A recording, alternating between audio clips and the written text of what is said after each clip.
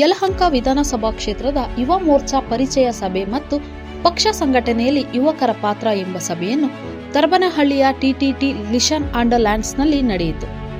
ಹೆಸರುಘಟ್ಟ ಮತ್ತು ದಾಸನಪುರ ಹೋಬಳಿಯ ಯುವ ಮೋರ್ಚಾದ ನೂತನ ಪದಾಧಿಕಾರಿಗಳ ಪರಿಚಯವನ್ನು ಈ ಕಾರ್ಯಕ್ರಮದಲ್ಲಿ ಮಾಡಲಾಯಿತು. ನಂತರ ಪದಾಧಿಕಾರಿಗಳು ಒಬ್ಬೊಬ್ಬರಾಗಿ ತಮ್ಮ ಪದವಿ ಮತ್ತು ಊರಿನ ಹೆಸರುಗಳನ್ನು ಪರಿಚಯ ಮಾಡಿಕೊಂಡರು.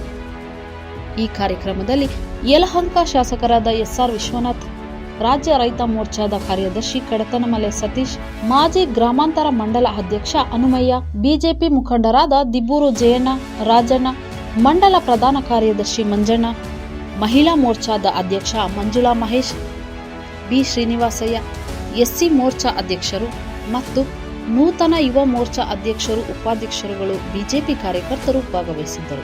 ಇವತ್ತು ಯಲಹಂಕ ಗ್ರಾಮಾಂತರ ಮಂಡಲ, ಹೆಸರುಘಟ್ಟ ಮತ್ತು ದಾಸಪುರ ಮಂಡಲದ ಯುವ ಮೋರ್ಚಾ ಅಧ್ಯಕ್ಷರು, ಪ್ರಧಾನ ಕಾರ್ಯದರ್ಶಿಗಳು, ಉಪಾಧ್ಯಕ್ಷರು, ಕಾರ್ಯದರ್ಶಿಗಳು ಮತ್ತು ಸಮಿತಿ ಸದಸ್ಯರುಗಳ ಪರಿಚಯ ಸಭೆ. ಯಾಕಂದರೆ ಮೊನ್ನೆ ತಾನೇ ಹೊಸದಾಗಿ ಇವ್ರಿಗೆಲ್ಲರೂ ಕೂಡ ಪಕ್ಷದ ಜವಾಬ್ದಾರಿಯನ್ನು ಕೊಟ್ಟಿದ್ದೀವಿ.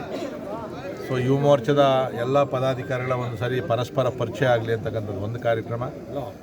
ಮತ್ತು ಯುವ ಮೋರ್ಚಾದ ಜವಾಬ್ದಾರಿ ಪಕ್ಷದಲ್ಲಿ ಏನು ಯಾವ ಥರ ಇರಬೇಕು, ಯಾವ ಥರ ಸಂಘಟನೆ ಮಾಡಬೇಕು, ನಮಗೆ ದೇಶ ಮೊದಲು ಅಂತಕ್ಕಂಥ ಒಂದು ಹುದ್ದೆಯನ್ನು ಇಟ್ಕೊಂಡು ದೇಶವನ್ನು ಉಳಿಸ್ಕೊಳ್ಳೋ ನಿಟ್ಟಿನಲ್ಲಿ ಏನಿವತ್ತು ದುಷ್ಟಶಕ್ತಿಗಳು ದೇಶ ವಿರುದ್ಧವಾಗಿ ಏನು ಕೆಲಸಗಳನ್ನು ಮಾಡ್ತಾ ಇದ್ದಾರೆ ಅವೆಲ್ಲ ಎಚ್ಚರಿಕೆಯಿಂದ ಗಮನಿಸಿ ನಾವು ಯುವಕರನ್ನು ಜಾಗೃತಿ ಮಾಡಬೇಕು. ಮತ್ತು ಯಲಹಂಕ ಕ್ಷೇತ್ರದಲ್ಲಿ ಯುವಕರ ಒಂದು ದೊಡ್ಡ ಪಡೆನೇ ಇದೆ. ಅವೆಲ್ಲರನ್ನು ಕೂಡ ಒಗ್ಗೂಡಿಸ್ಕೊಂಡು ಭಾರತೀಯ ಜನತಾ ಪಾರ್ಟಿಯನ್ನು ಮುಂದೆ ಬರ್ತಕ್ಕಂಥ ಅನೇಕ ಹೋರಾಟಗಳಲ್ಲಿರ್ಬೋದು, ಚುನಾವಣೆಗಳಲ್ಲಿರ್ಬೋದು ಯುವ ಮೋರ್ಚಾದ ಪದಾಧಿಕಾರಿಗಳು ಪ್ರಮುಖ ಪಾತ್ರವನ್ನು ವಹಿಸಬೇಕು ಅಂತಕ್ಕಂಥ ಮಾತನ್ನು ಹೇಳಿದ್ದೀವಿ.